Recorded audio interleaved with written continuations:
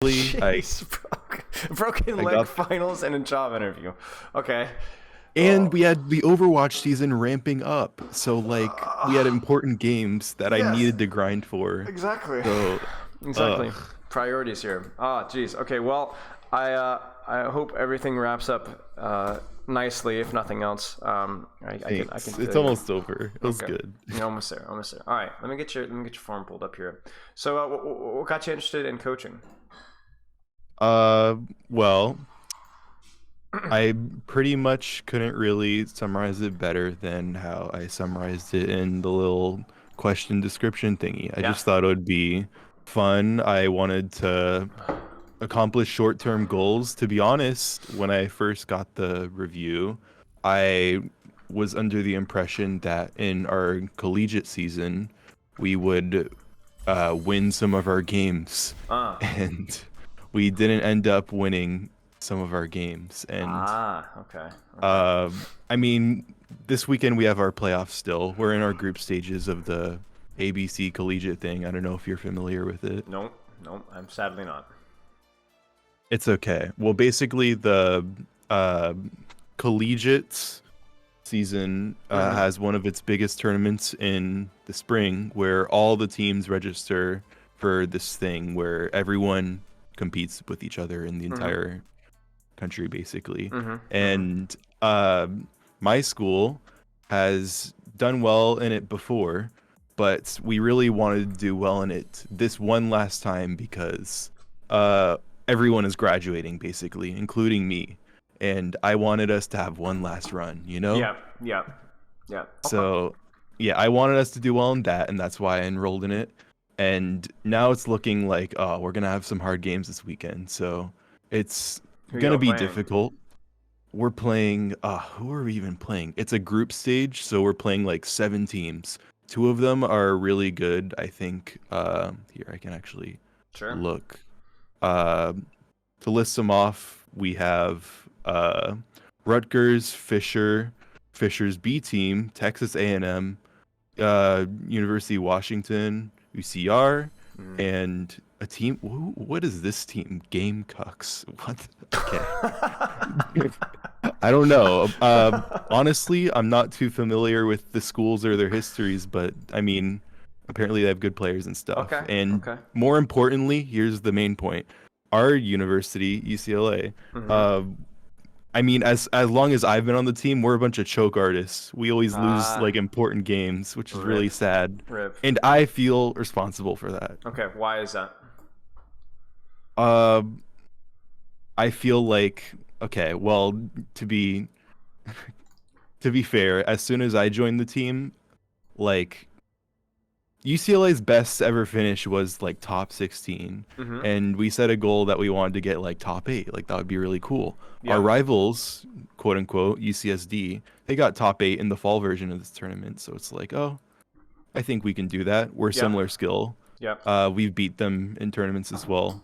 Mm-hmm. Uh, so it seems like a reasonable goal, Mm-hmm. and I feel like okay, as long as I've been on the team, we haven't even got top 16 in these tournaments. I've been on the team since last year. Okay. So that's kind of sad. That's why I feel bad about it. Mm-hmm. Also, I feel like, okay, I'm one of the higher SR people on the team. It's not like an ego thing. I don't think I'm Sure. better than my teammates or whatever, but I'm like one of the only people that always features in our starting lineup. So I feel like I'm the common denominator, I guess. Sure. You're uh the correlation doesn't equal causation, but you're there. yeah, Okay. exactly. Okay. Like it's not all my fault. Our team definitely has its issues. Like we really lack cohesion Right. for a whole host of reasons. We have like 3 tank players and they all Oh rotate gosh. in and out of the lineup, Okay. and it's not ideal, but Okay. Okay. it's Any- okay. Interesting. And Interesting. you'll see that in the replay codes. Okay. It was hard to choose which ones I was gonna show you. I think I'll show you one in particular where you'll see the games we choked actually from this weekend. Oh dear. So that'll be fun. Oh dear. But the reason I was gonna pick those is because okay, maybe we played pretty poorly as a team, but I thought I was trying my best and I still fell short. Sure. And I think that's been very thematic. Sure. Okay. Okay. Makes sense. I mean, effort doesn't always mean enough to. You got to do more than effort. You have to actually be good enough to win, right? And if there's something Yeah. that you or your team isn't doing well enough, then it doesn't matter how hard you try. It's just not going to matter. So we need to find out what that is, and then honestly, even if you're the one responsible for the losses, okay, we'll get better, and then we'll see what happens.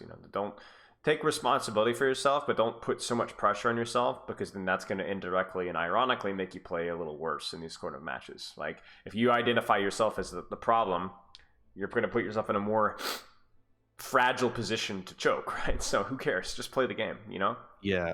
Ring a ding ding. Okay, ring a ding ding indeed. All right, let's start with your overall training here. So right Yeah. now, well, okay, so I guess here's where my question is when usually people come here and they're like, oh, I want to rank up, right? I want to get better at the video game individually. What do you hope to get Yeah. out of session? I mean, hey, that would be nice. I'm honestly not even 100% clear on my goals myself because, hey, I am gonna graduate soon. This tournament, where if we get knocked out, then I mean that's the last major tournament I'll play Right. in college. And So when it's is that not happening like again? Remind me. it's this Saturday. So Uh-huh, uh-huh, uh-huh. it's not looking great for my legacy, I No, guess. no, no, no. I mean, it's Yeah, not a big deal. I'm yeah, kidding. I know what But you mean. anyways, if I'm gonna be out of college soon, it's not like I can use this for competitive stuff because I'm not trying to go pro anytime soon. Right, right. Uh, I guess, it would be cool to rank up maybe, like I said in the questionnaire, you know, rank one. Nah. It would be cool. I'm not really super pressed about it though. I play the game pretty casually. Okay. I thought it would be a nice experience and, to identify my low-hanging Sure. fruit. Sure, I've sure. consumed your content Sure. and Okay. Yeah, I was let's gonna see say how it would that's my play out. phrase. Low hanging Yeah. fruit. Let me ask you a question. Well, what do you think about? Those are my phrases. That and the random stutters that inserted. I catch myself. I listen to myself too much when I'm like editing. I'm like, oh my gosh, I keep saying that. Please shut up. No, Okay. no, it's good. All right. So Say the line. yeah, say the line. Angles. Anyway, so basically for you, a lot of what we're gonna kind of honestly, there's not enough that's gonna be happening this week to like have any significant impact. What I can tell Yeah. you is to just play the game, make it memorable, leave everything on the floor, just to, whether it's bad or whether it's good, just to make it a fun experience. Treat it like fun, because honestly, what if you win? Right. Who cares? Like you don't even have thousands of dollars on the line like the Overwatch League finals. Like there's just nothing to, you're not getting a trophy, it'll be cool, it'll feel good in the moment, and then like a few weeks are going to go by, a month's going to go by, it's just going to be like, all right, well, life goes on, so enjoy the moment, enjoy it, whether you're winning or whether you're losing, whether you're playing well or whether you're not playing well, and don't put undue pressure on yourself. The reason why I don't want you to put pressure on yourself is not because I don't want you to choke, because I'm like, don't put pressure on yourself, don't put pressure, you'll choke, you need to win, right? The reason why you don't put pressure on yourself is you don't want to make it unfun, right? Yeah. Otherwise, why are you doing this, right? You have now you have another job. You know what I'm saying? Why are you putting more undue pressure on yourself for something that if you don't even enjoy it, like that's pointless. So just enjoy it, and see what happens. Yeah. That's fair. I do have a similar outlook, I think. I like that perspective. I think I am my harshest critic though, and I do spoil my own enjoyment and Right. things Right. that way Right. though. So that's accurate. Right. Well, it's like when your ego to I have to be the best. I know I'm better than this, but who cares? What if you're not better than this? Just enjoy it for what you're doing it for in the first place. Yeah. Like, why? Because I had this conversation a few weeks ago. So it's like, why are you 205 pounds, 8% body fat, bench press 600 pounds? Is that you? No. Why not? It's not why me. are you weak? I'm not that guy. Right. No. Why haven't you put the time in for that? Do you just not care? What's wrong with you? Right. I get that. You know what I'm saying? So it's like, okay, like there's nothing inherently, just and valuable about being that guy. It's just you just don't want to be that guy. You are that equivalent already within the Overwatch community. I mean, you're top 12 peak, right? So like, come on, that's great. You're great at the game. You're phenomenal at the game. You should already feel good about that, you know? And so then if you get obsessive about getting to that one position, especially when you don't even want to go for pro in the first place, it just doesn't make any sense. Enjoy it for what you're there for, you know? Yeah. I would almost treat this tournament as like, I'm going to use this tournament to practice what my mindset's going to be moving forward post collegiate, right? Where the game will be more of a fun thing to do on the side, right? And see how I can kind of shift my mindset towards that, even starting with this weekend. Yeah. Still competing, Absolutely. because competing is fun, but competing is fun, right? Competing is not Yeah. competing for the sake of winning. But yeah, okay. I hope to get out of the session, identify goal improvement, you know, and we can also talk about like what you can do in game as well. Obviously we'll get to that briefly because that's fun too, right? Improvement's fun. Yeah. Anything additional you like Spiral to do? So we'll get to your routine briefly. Actually, let's get to it now. You talked about the importance of routine. Mine is that I warm up in an 11 kids versus one dad custom lobby to make sure I'm comfortable. It's always the dads. What is that? The Reinhardt like beats on like what is it? Who is it? I've been in those lobbies once. What is it? It's like, okay, there's just like one person who plays like a really beefed up hero, and they're like a boss, and they have 1,000,000 HP, and they're huge. Yeah. And there's just 11 other people, and you just shoot the big boss, and you kill them. It's really, really basic. Okay. Makes sense. Okay. Yeah. Phenomenal. So routine is maybe something room for growth there. Now, I will say, I did a video on this just a few days ago, but everybody's routine should match their seriousness about the game and never like too much. So for you, it's like if you have a pretty corny warm up, but it's like it's what you enjoy, then I'm not going to tell you like, oh, you're not allowed to do that, you know. So speaking of, but if we can we get more value and maintain the same amount of fun, right? That's I guess the question. So what's your training routine right now after the 11 kids and one dad beating? You just hearing you say it, it's kind of funny. Anyways, I mean, I think it's just funny, period. You know, I don't care who says it. But go ahead. Yeah, sorry. no, it is funny. Anyways, I guess the whole point of that is just to make sure I'm comfortable, like, you know, being at the computer and using the mouse. Right. There is definitely room for improvement in terms of optimizing that warm up. I could go into a strictly aim lobby, I guess, and totally just get it perfect before I go in. Okay. I don't really do that. I guess I don't feel perfect on my first map of scrims 100% of the time. So, all right. yeah. I just go straight into games after that. Sure. Yeah. Okay, so you just go straight into games. Yeah, I think what I would do is here's your challenge. Can I find something that takes 10 to 15 minutes that warms me up better than what I'm doing right now, but that I also enjoy, right? Whether that's tryhard, whether that's Vaxta, whether that's arcade, whether that's, you know, one of these Havana aim lobbies. I don't know. Like, I don't know what it's going to be, but go find that, because as it is right now, anything that you enjoy and has a little bit more aim involvement is going to be fun and yet more productive than what you're doing right now. Especially if you're going right into scrims as well. It's like obviously not optimal. You said arcade even. Yeah, even arcade deathmatch, right? I mean, you're gonna be the only thing with there is you're kind of be the arcade matchmaking is a lot softer. So you're gonna, if you don't go 20-0 in every arcade deathmatch, you know, you're trolling the lobby. But yeah, the competition won't be as stiff there. But even that would be better than, you know, 11 children running and shrieking as you savagely beat them with a hammer. Like I can't imagine that being the most optimal thing. And you might still have fun playing. Like I love deathmatch. I don't even know. Actually, I mean, I swear I have like 1,000 hours of deathmatch. Not literally. Yeah. No, you need to try 11 Kids One Dad. Don't mock it till you rock it, by the way. I have 380 hours of deathmatch. Oh my god. Oh man. Okay. Yeah. I don't even know how to check that. Yeah. It's one of the little tabs things. But yeah, anyway. Okay, so that would be a little bit better, 10 to 15 minutes, something that's still fun, but maybe a little bit more productive. And then with your scrim/rank schedule, break me down how often do you guys scrimmage? How much do you play ranked? When does that kind of like work around each other? And so on. Yeah. For scrims, we usually try to get 2 in per week. But our team, like, this is why we're so uncoordinated, because we always have troubles with getting everyone on the same page in terms of scrims and stuff. Mm, As of late, we've been able to get to a week and everything, and usually we do. But yeah, sometimes we have to rotate the lineup and whatnot. So yeah, mm, 2 scrims a week, but that's weird in its own way. mm. And in terms of me grinding ranked, I just try to make sure that I'm fresh before a game.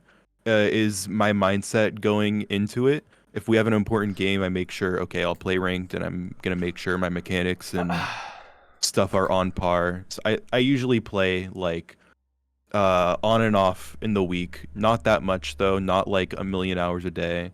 Uh, like 3 days, 4 days even a week. I do take breaks. Okay. And then how much during Like a those couple 3 to 4 hours. days? Yeah, like maybe 2 hour sessions, I guess, in Okay. comp. Okay. And then Maybe more. okay. Sounds good. And you scrimmage twice per week? Yeah. Okay. And then just getting everybody on the same page. Like, I don't know. Like, here's the thing. I'm not running your collegiate program, so I'm not going to sit here and just like drop bombs on it. But like having 3 tank players is just, and only scrimmaging twice per week. I mean, Yeah, you no, know, it's it's we like, know. Don't worry. yeah, it is what it is. So like I think for you it's like obviously prioritize scrimmages over ranked whenever you can. So if you do have a scrimmage those days, you maybe play a little bit less ranked, like an hour or two tops.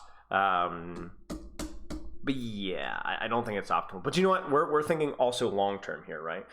Because collegiate's going to wrap up relatively soon for you. So what's kind of the plan after that?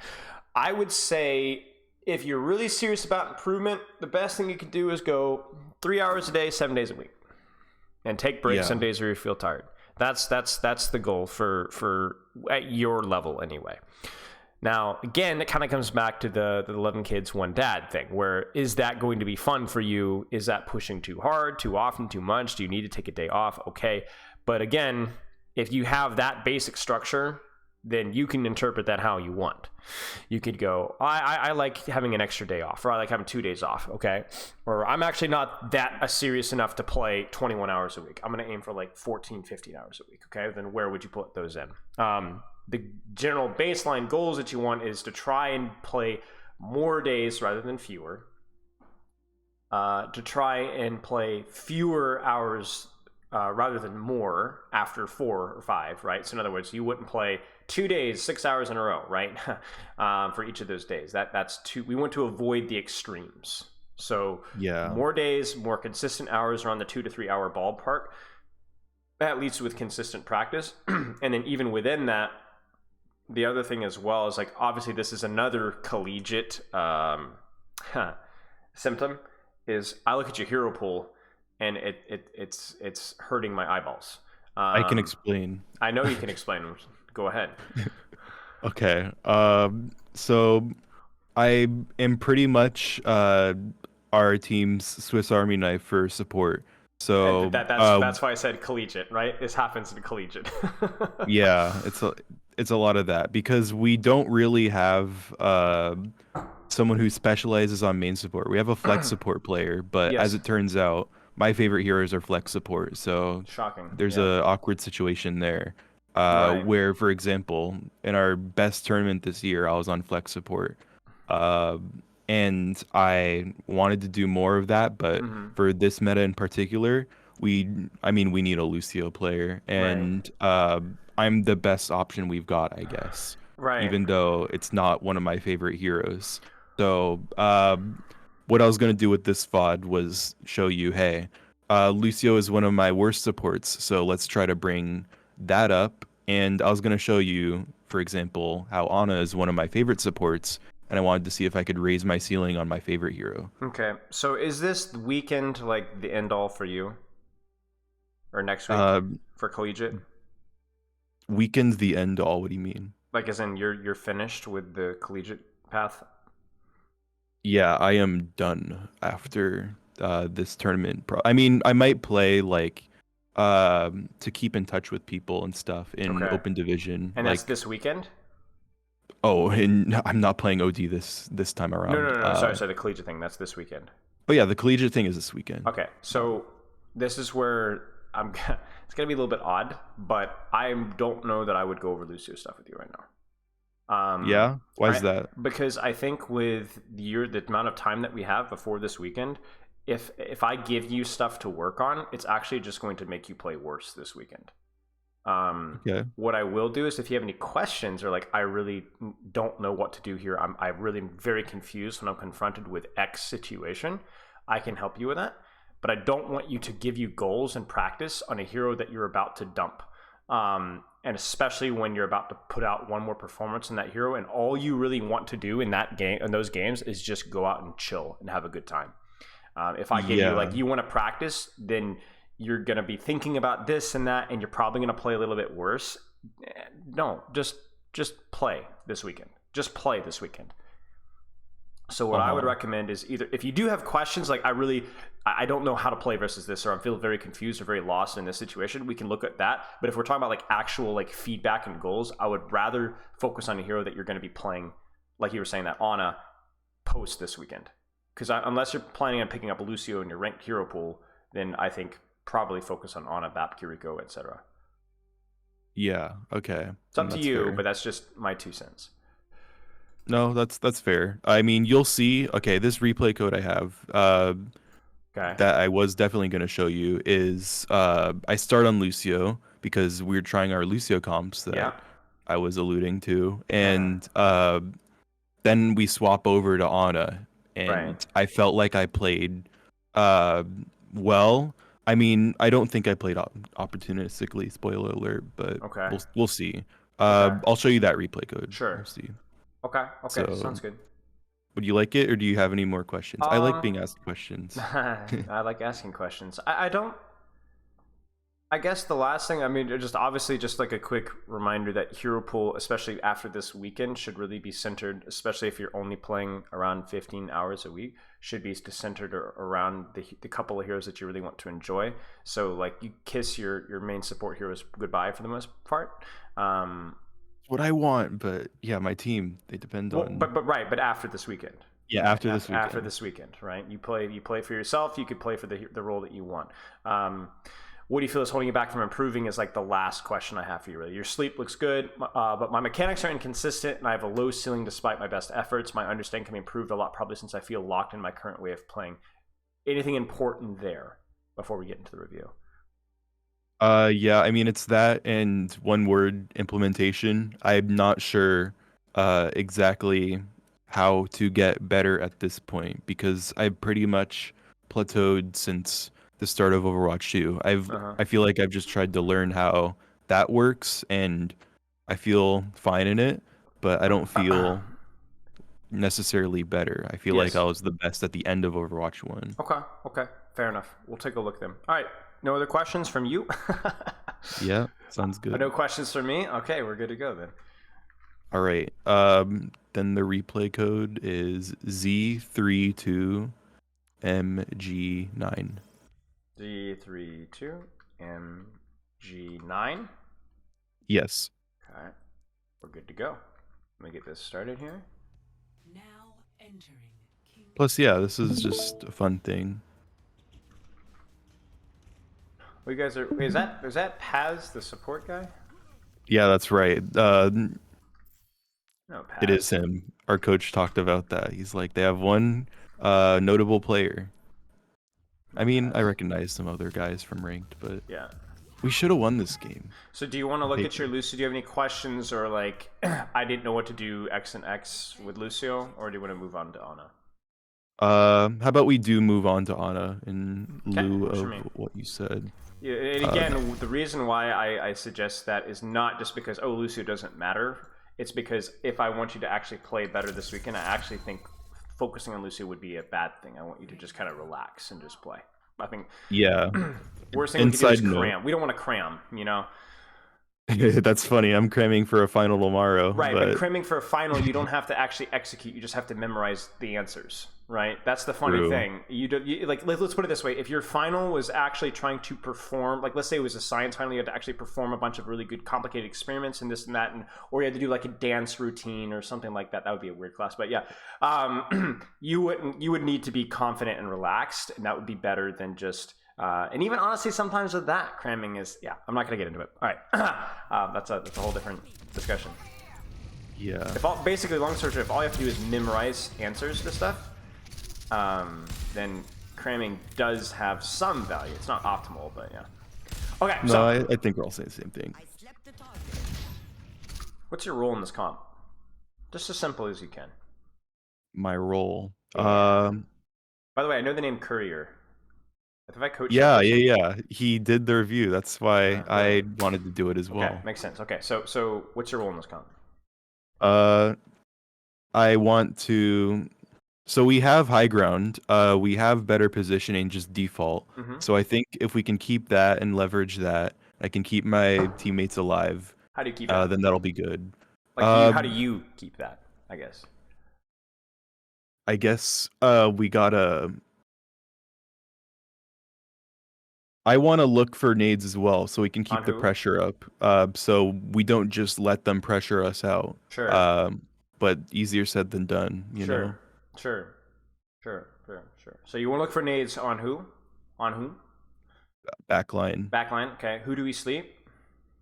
ball, Who do we shoot? squishies. Yeah, But exactly. anyone. Anybody, right? I think for you, it's like the way we want to keep that space is like you were saying, is keep the pressure up. We just need, you're right, 100%. We need to offensively put out as much pressure as you possibly can to make sure that it's very uncomfortable and very difficult for them to take space. Whether that's nading backline, shooting tracers, sleeping ball, and so on. And you need to always be in a position to where that's possible. So like right now, are you in a position to where you can shoot people and nade people as necessary? Sort of. I think it's I okay. think, yeah, it's okay. I don't love it, but my Zen and Sojourn are sitting right there. And Yeah. am I really gonna swing to the other window? I'm not sure about that. I wonder. So this is where like a lack of my scrim experience is going to kind of show up. Is I wonder if this would be a better starting position for you to put out more offensive pressure as soon as you don't see that they're on Widow, as soon as that they're not on Widow. Can I get more Yeah. offensive pressure starting here, and then okay, if I lose this here and I have to rotate away, okay. But I feel here you have a better nade position and you have more offensive pressure positions from this corner right here. Do you see that? Yeah. So we do a little bit of a better job proactively controlling space earlier on, and then if I have to give it up, I can give it up. I don't know if that's the answer, but that would be something that I would try and consider. And the reason why I'm obsessing about this is even though this is like a comp that you're going to probably again move on from, you're going to play ranked, but the mindset still with Ana is what's the most aggressive position I can hold without compromising my safety, period. Doesn't matter what comp you're playing into. Agreed. So it's always about maximizing your pressure output, and I feel like this position may not be optimal for that. I might be totally wrong, but No, I agree with you. It doesn't feel optimal. it's worth trying. It's worth trying, right? And that's what learning is, right? It's just trying things. But like right now, I think we're missing opportunities to shoot tracer. We were not able to hit their Zen on rotate. And I don't think that's missing every shot. Well, I mean, maybe. I mean, and then, like, obviously you're on and Zen are here, and I don't like you guys stacked because now this ball tracer are allowed to kind of win this 2v1, right? When if Zen was able to support here, this would be a lot easier. It's not so much for you, but it's just, like, we have to try and control the space. Oh, no. You know, it's just like, this is why our supports can't stack. Yeah. Too much pressure lost, you know? You're trying to peel, your Zen's trying to peel, it means your ball dies. Don't look. You should just nade, you know? You really should just nade. It's just pressure, you know? It's like, just nade her. I was gonna... Make okay, her I like move. doing... Make her move, Yeah. and then it's easier to hit your shots, you know? It's Sojourn. Her 80-80 surf pattern is broken, you know? Yeah.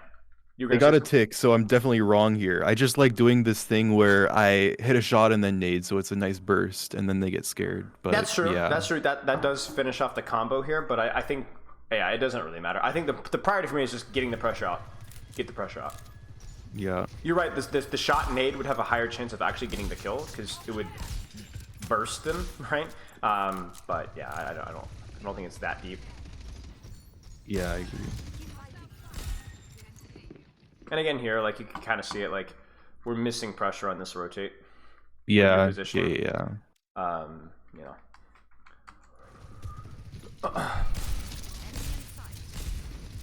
It's good.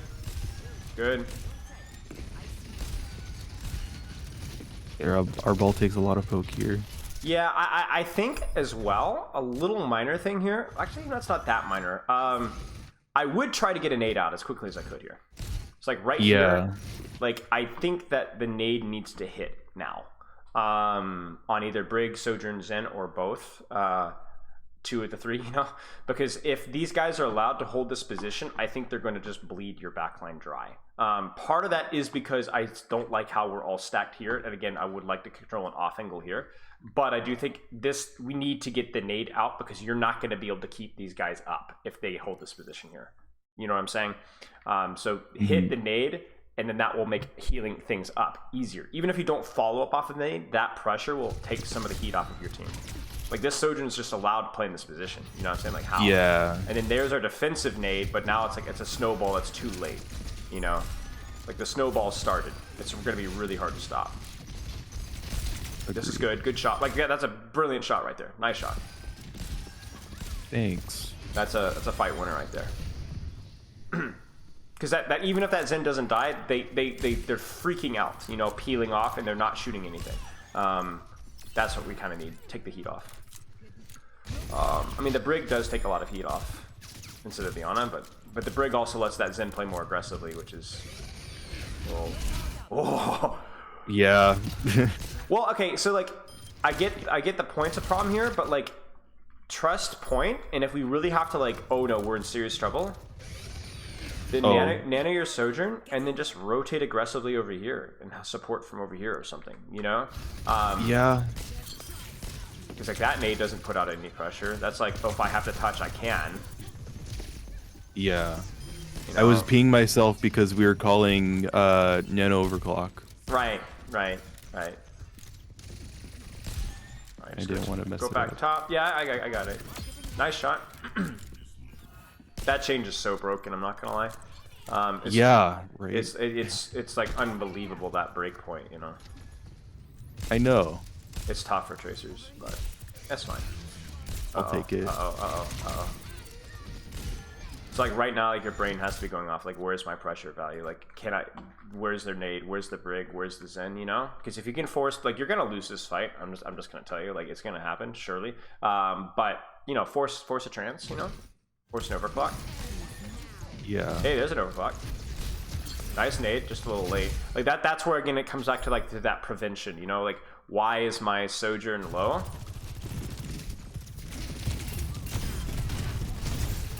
Like, why are these guys still allowed to be here? Do you kind of see what I'm saying? If we have a position for a backline nade, you end up nading defensively, but she dies anyway. Now, she dies to Sojourn rail, really. But we could have at least traded elsewhere and put pressure elsewhere. Yeah, I guess that is a problem where I really do like going for aggressive nades, but I think what holds me back a little maybe is I'm scared of just nading and then something is gonna happen where I need nade, and then I'm gonna throw. Well, it's all about pressure, right? Like, which one is going to either alleviate or put out more pressure, and that's why offensive nades usually matter more, is because the anti is generally better than the 50% increased healing.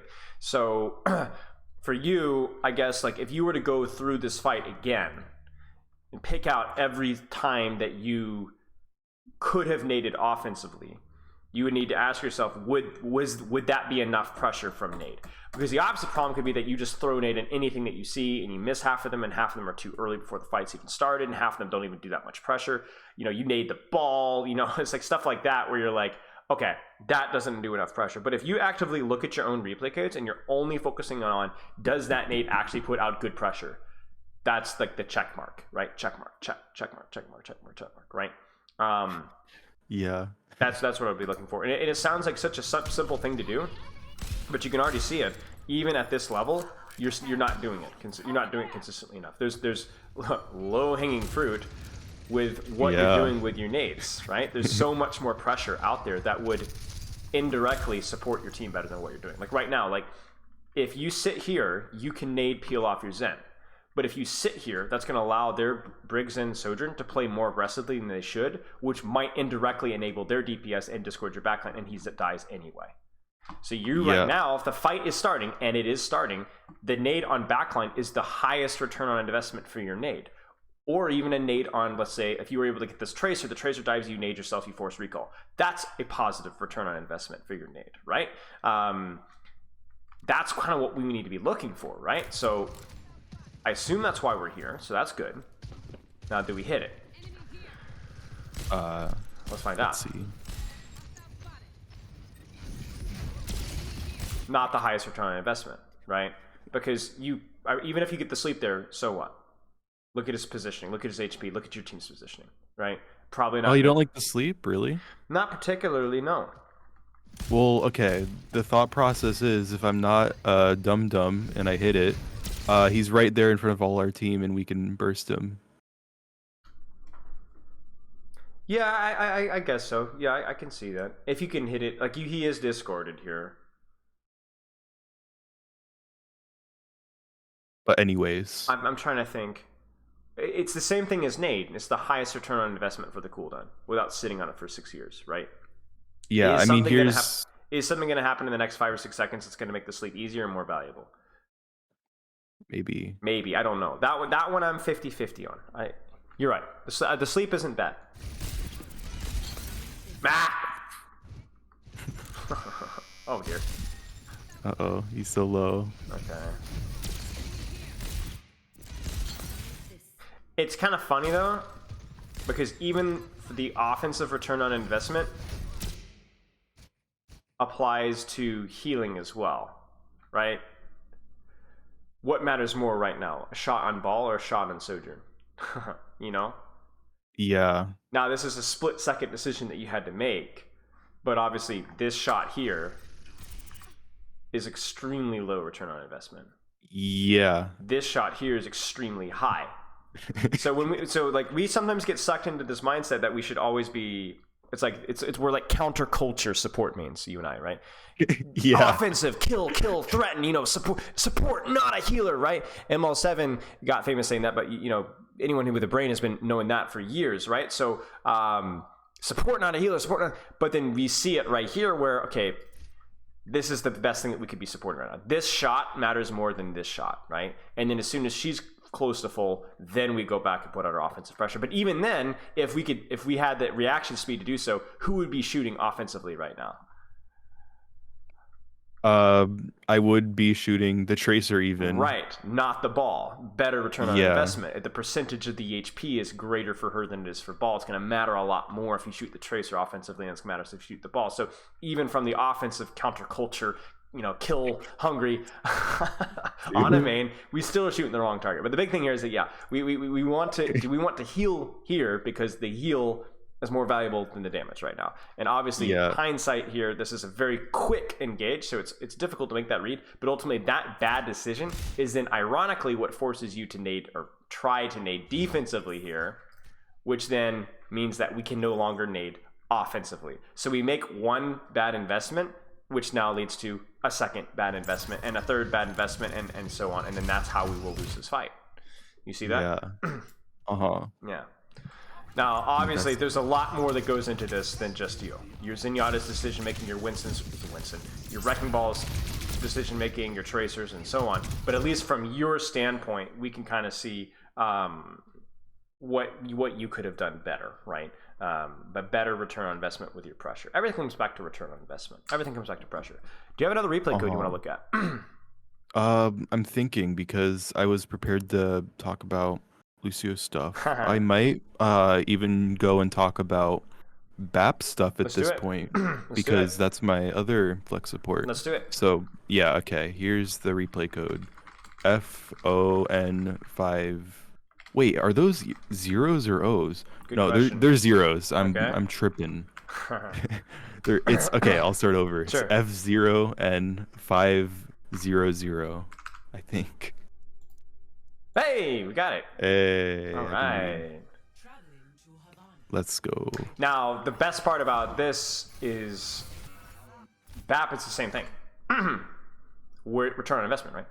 Now Really? You think of Bap and Ana similarly? well, the way that they interpret the pressure is different, of course. But I mean, really, every hero in Overwatch does the exact same thing, right? Every hero in Overwatch. It's not like a support specific thing. It's just, for example, if I'm playing Reinhardt, what's better, to fire strike backline or fire strike the tank? Well, I fire strike the backline. It's more value, but the fire strike the backline has a lower percentage of hitting. So then, what percentage do I want to go for the immobile? You know what I'm saying, right? So Yeah. is my shield is this a good investment of my shield? Is this do I even need to be using shield right now? Am I getting anything out of this? And so on, right? So for BAP, well, you tell me. Let's start with the gun. Pressure. That's the goal. Offensive and defensive pressure. So damage and healing. How does that kind of work? All right. I mean, the way I think about it is I'm gonna be prioritizing keeping my team up. I can't really be peeking Ingles in this comp, Right. for the most part. So I'm just gonna be prioritizing healing and shooting whatever is in front of me, Sure. which is not a great line to say in Overwatch, but No, it's a lot of the limitations. time it's gonna be the shield, I guess, is Sure. what I'll say. So what you do is you maximize your healing output and you maximize your damage output on the enemy Sigma or whatever you can shoot safely, right? Yeah. Shift, same thing. What is this? Did I get good pressure out of my shift? All right. Was I able to alleviate pressure while off of my shift? Same thing with lamp. Same thing with window. Same thing with even who you shoot, right? If that Zenyatta swings a little bit wide, I would rather shoot a Zenyatta than I'd rather shoot a Sigma shield more often than not, right? Obviously, their comp, you're limited with who you can shoot, but that's just something to kind of keep in mind. Make sense? Makes sense. Okay, let's take a look. I find BAP in this comp to be one of the most boring heroes in any comp ever. True. So it's unfortunate. That's a big reason why I chose this actually on the fly, because I feel like, okay, you'll see some mistakes later if we get there. It's a long game actually, but I don't feel like there's much I do wrong, so I want to optimize that too. This is like our team's favorite stuff to play, because we love double hit skin, we love double flex support. And that tank, he plays flex tank, I guess, off tank, so it's perfect. But you'll see, yeah, I'm trying to shoot shield, kill team.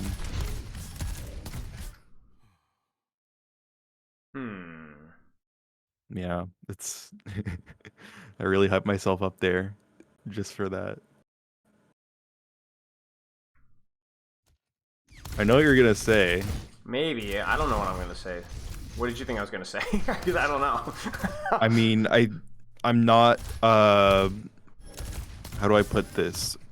I'm not staying safe while optimizing my Sure. pressure. Sure, you could definitely position better here. I don't think this is a particularly safe position. I wonder. See, this is okay. So this is where like you need to get in this mindset for like ranked, because there are some things that I just don't know. Like I really just don't know. So like I don't know if you would be allowed to play this truck. Ooh. I don't know if you're allowed to do that, because if you lose the trade, you do have to make this rotate. Maybe that costs you your shift or whatever. But I feel like if you're here, you can do more damage and heal better. Right?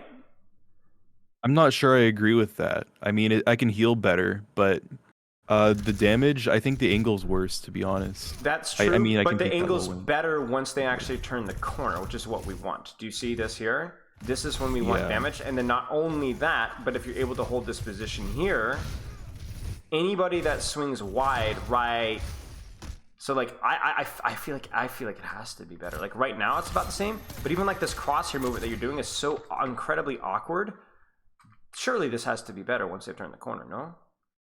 No, yeah, I see what you're saying. You know, and then also you have the proximity here to where, you know, you could actually pop some shots in a Widowmaker while she's moving. You can see this here. Bap walks forward, we shoot Bap. I feel like it has to be better. Or another thing to experiment with is, do we get the opportunity to rotate to here? Is this a feed? and like No, I looking think for that's a good looking position. for peaks here when we get an opportunity, just to like once we hear Widow rotation. I don't know. I think like obviously I could look at this and be like, yeah, we miss a couple of shots. You know, maybe we could have been a little bit tighter on the corner.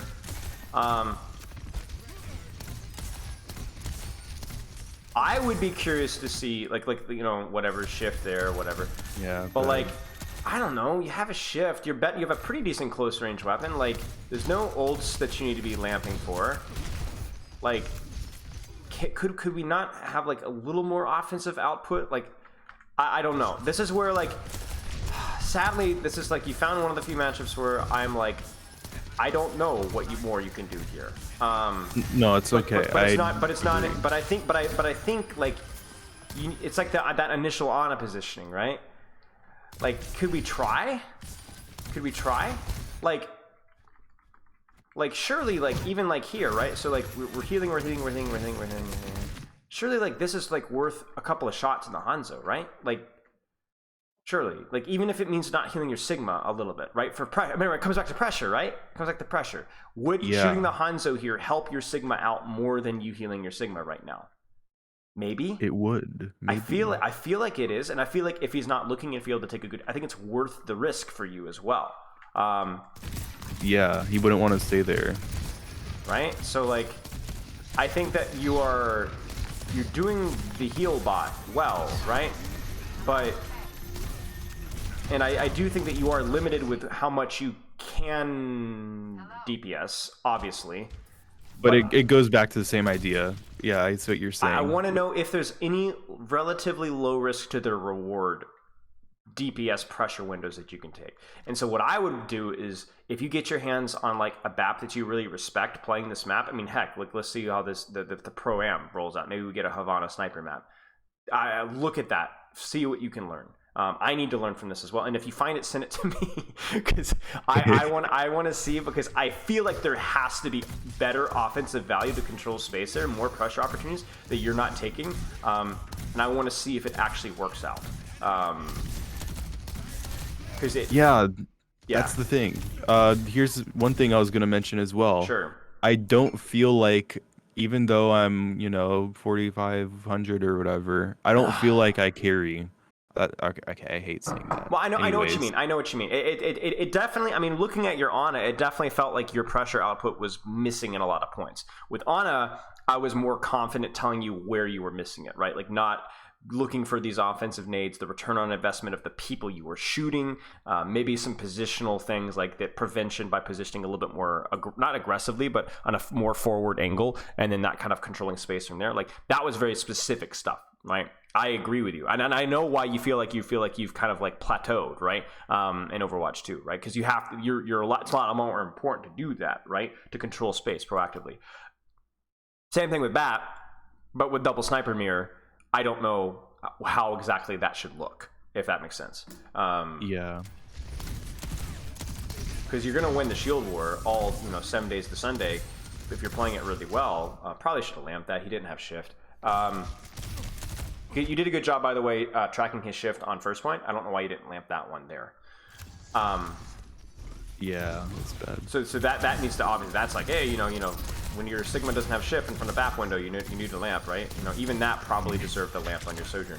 But I think we can be more creative with what we're trying to learn here. Like here, like okay, so right now, as soon as my Sigma comes back, who am I going to shoot? How am I going to use my BAP window? Right? Where's my offensive pressure going to be? Yeah, I don't know. Like even now, like are we sure you want to be even focusing Sigma right here? Maybe, but like I feel like shoot the Widow. You see the Widow right here? Shoot the Widow. Yeah. I don't think it can be Hanzo, but I would want to know if I could peek Hanzo. I would at least look at him to see if I could get some pot shots in him, and then whatever on the Sigma. But like, I mean, there it is, right? That's the right idea. But is that a feed? Could you have 80-80 strafe that better? Did you die because you just didn't see her until it was too late, and then you took a shot and it was over? I don't feel like what you did there was bad. If you can't win that duel, or at least pressure that duel, I think that's just a skill issue. You know what I'm saying? So like, I don't know. I think everything for you is going to come back to like especially when you're working on your own time is like, how much pressure am I putting out? Could I take a better position to pressure more? Am I taking a position that has more risk than it's worth in terms of pressure? Right? Yeah. I think that's like, that to me is like the entire science of like how you put, like right here, like obviously they have flux, so you need to be really careful, but like you might just lose the fight without flux because you're putting out no pressure. Yeah. You know, like no offensive pressure here, no defensive pressure because it's really hard to heal. So are you just going to literally just lose because you're scared of flux? Is there a position that you can hold where you can avoid flux but still put out some offensive pressure? You know? Maybe. Yeah. Maybe. I don't know. Like maybe can I play here? Maybe start from here and then or here. Oh, I know you get picked by Widow. Maybe like start here, you know, and listen for Widow. Or maybe here, and then drop with flux into the corner, because like obviously you need cover if you get flux, or you need to dodge it, one or the other. Or maybe even you play. Okay, here's another question for you. Okay, what if you were to posture super aggressively here, like right on the choke, right here, and if you get fluxed, you're just here. You know what I'm saying? You're fine. Yeah, and we have trance as well. Right. Even It's the one shot that you're worried about, right? It's not the flux. It's the Widow or Hanzo in the flux that you're worried about. But if you get flux here, you're not going to die to Widow or Hanzo. So maybe this actually means that you need to position more aggressively, trust your trance, trust your lamp, whatever, and then you will definitely win the trade here, because you're like, come on, flux me, I dare you. I'm not going to die if you flux me, right? Yeah. But yeah, but you kind of see like my thought process there, right? You could do that. I do. You could do that, right? You could have figured this out eventually, and try things that you think probably won't work. See if you can figure. You're like, oh, I didn't even think about that, right? This feels like a feed, but actually worked out because,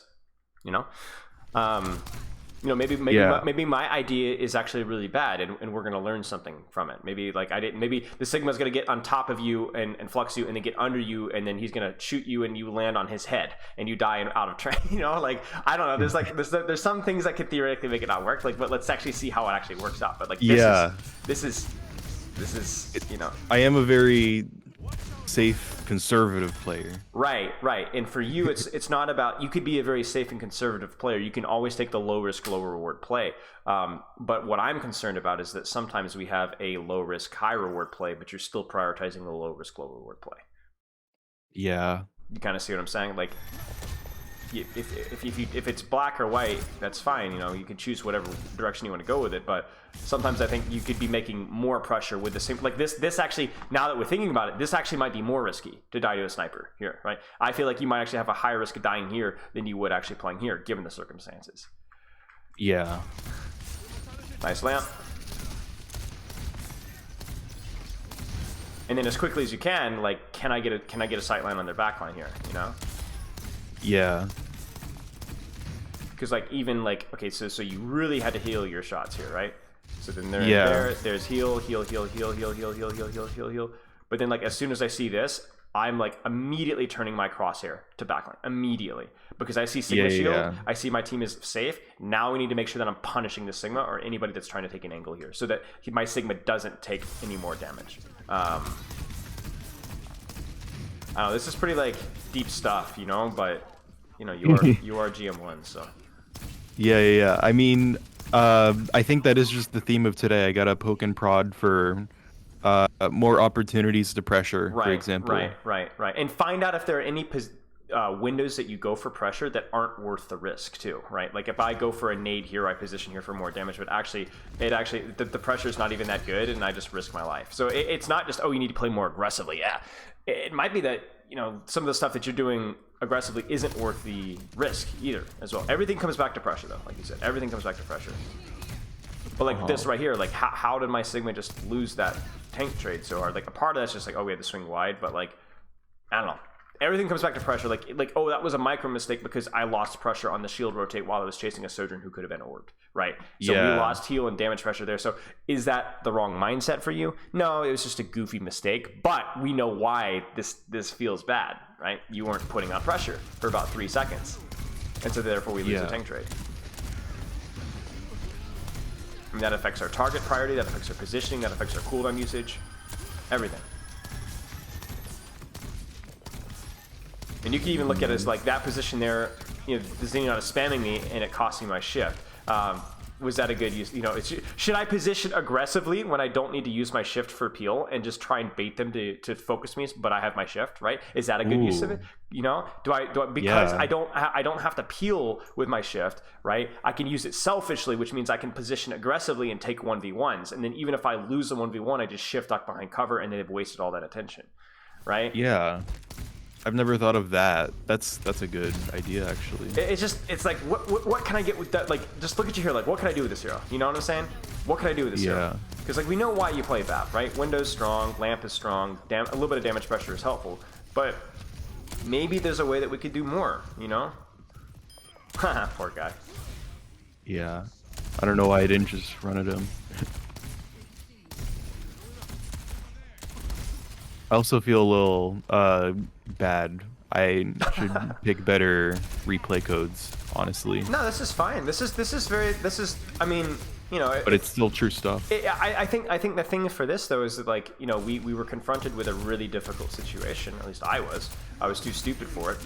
But you know what? We learned that even in a difficult situation, you can come up with something. We can learn something. We can figure something out. Because like ultimately, you're going to run into situations with Ana or Zen or Bap where you're going to not know the answer. And obviously, that's as we've learned. Even with me, I'm a moron. I couldn't figure out the answer, but that wasn't an excuse. We were able to figure out something at least that we could try. You know, and that's learning, right? That's learning. Confronted with a hard situation, maybe I could try this. You know, that's how it works. Let's watch one more fight. Yeah, hey, I know you have to go in a second. Do you want to see a little bonus thing that happened later in the game? Do it. Oh, in the same code? Yeah. Yeah, this is You have the code? Yeah, I got it. Okay. Please, I'm stoked now. I'm just really interested to see what you'll think. It's on the last point when we're attacking. It goes to extra innings. 1 second. We're gonna be on Tracer. Okay.